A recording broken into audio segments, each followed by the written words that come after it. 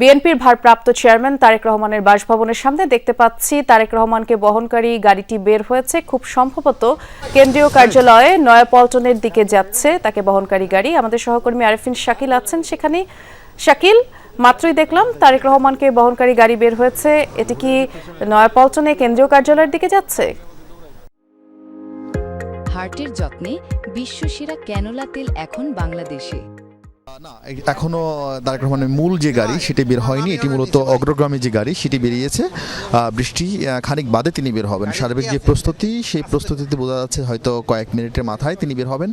তিনি নয়াপল্টনে যাচ্ছেন বিএনপির কেন্দ্রীয় কার্যালয়। বিএনপির কেন্দ্রীয় কার্যালয় আপনি জানেন যে বিএনপি কেন্দ্রীয় কার্যালয়ে প্রায় 17 বছর পরে তিনি যাচ্ছেন এবং বিএনপি কেন্দ্রীয় কার্যালয় বিএনপির চেয়ারপারসনের যে রুম, সেই রুমের পাশে আরেকটি রুম নতুন করে সাজানো হয়েছে দোতলায়, যেখানে বিএনপির ভারপ্রাপ্ত চেয়ারম্যান তারেক রহমানের জন্য নির্ধারিত কক্ষ, এবং সেখানে গিয়ে তিনি বসবেন এবং তিনি অফিস করবেন, দলীয় নেতাকর্মীদের সঙ্গে শুভেচ্ছা বিনিময় করবেন। আমরা দেখতে পাচ্ছি বিএনপি চেয়ারপারসনের যিনি বিএনপি ভারপ্রাপ্ত চেয়ারম্যানের যিনি নিরাপত্তার দায়িত্বে রয়েছেন, প্রধান নির্বাচনের দায়িত্বে রয়েছেন ব্রিগেডিয়ার শামস, অবসরপ্রাপ্ত, তিনি এরই মধ্যে বাসার সামনে এসে দাঁড়িয়েছেন এবং অন্যান্য যারা পুলিশ সদস্য, সিএসএফ সদস্য, তারাও তাদের যে প্রস্তুতি সেই প্রস্তুতি সম্পন্ন করেছেন।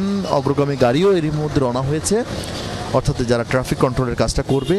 আর হয়তো খানিক সময়ের মধ্যেই তিনি বের হবেন, যেহেতু তার একই রকম গাড়ি, ফলে আগের গাড়ি বের হওয়ার কারণে অনেকেই ধারণা করছেন যে তারেক রহমানের গাড়ি, কিন্তু আমরা তারেক রহমানকে সেই গাড়িতে দেখিনি এবং সিএসএফ সদস্যরা সেই গাড়ির পেছনে যাননি, ফলে বোঝা যাচ্ছে যে তারেক রহমানের গাড়ি যেটি সেটি এখনও বের হয়নি, খানিক বাদই বের হবে।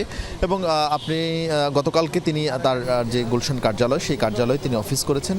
সেই গুলশান কার্যালয়ে গতকাল দুপুরে 1টা নাগাদ, ঠিক এই সময় তিনি গিয়েছিলেন গুলশান কার্যালয়ে। রাত প্রায় 10টা নাগাদ তিনি সেখান থেকে বেরিয়েছেন। তার যেই ঢাকা 17 আসন, বগুড়া 6 আসন, সেই আসনের তার পক্ষে যারা নির্বাচন পরিচালনা কমিটি করবেন তাদের সেই চিফ এজেন্ট যে কমিটি, সেই কমিটি নয়াপল্টনে কেন্দ্রীয় কার্যালয়ে যাবেন তিনি।